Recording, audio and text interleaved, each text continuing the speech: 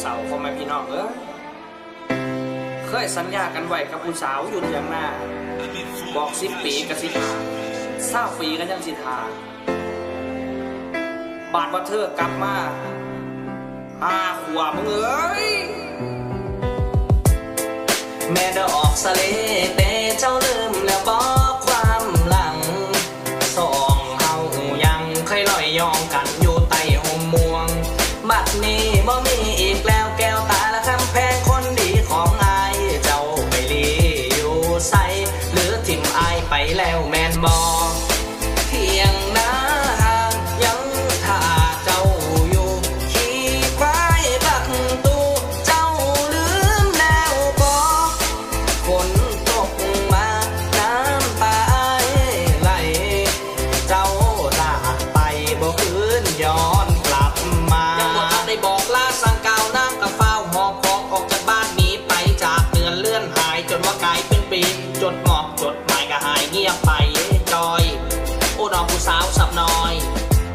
แล้วเจ้าคือไปลอยแล้วเจ้าคือเฮ็ดไข่คอยโอ้เจ้าผู้สาวดังแม่มาสั่งใจแคบใจน้อยเพียงหน้าห่างยังท่าเจ้าอยู่ขี่ควายบักตูเจ้าลืมแล้วบอกฝนตกมาน้ำตาไหล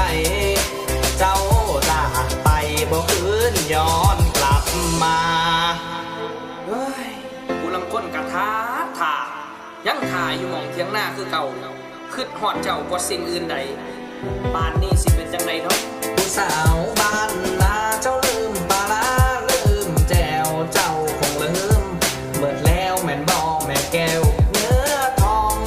อยู่ในเมืองกรุงไปมีอาเซียคุ้มครองถึงสัญญาที่ห้วยน้องแล้วบ่แม่แก้วสาลิกาโอ้ยน้องแม่แก้วสาลิกาโอ้น้องไม่ยอดชู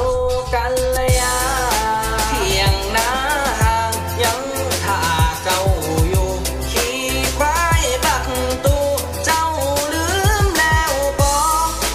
ฝนตกมาน้ำตาไหลเจ้าลาไปบ่คืนย้อนกลับมาได้ข่าวว่าเจ้านั้นอุ้มลูกน้อยขึ้นบ้านกลับมานอนสมสารอย่างทรมานคือเขาตัวเขาต้มแล้วทายคิดประจานแล้วชีวิตก็เลยกลายเป็นแม่ห่างอายเหลือโตนอยากสิกอดให้สุดแขนหลักในเบิ่งสุอยากที่ให้เป็นผัวหรือเป็นแฟนลูกน้อยอายสิเลี้ยงสิเบิ่งสิแยงอย่างแม่นชุบชีวิตเจ้าคืนไม่แล้วพาเจ้ามาควงแขนเพียงหน้าห่างยังท่าเจ้าอยู่ขี่ควายบักตูเจ้าลืมแล้วบอกฝนตกมาน้ำตาไหลเจ้าลาไปบ่คืนย้อนกลับมา Yeah it's boy rap อีสาน rap อีสานมาฝักเอาข้าวหัวหัวหอมฝักใส่แล้วก็ซิบเบิ่ง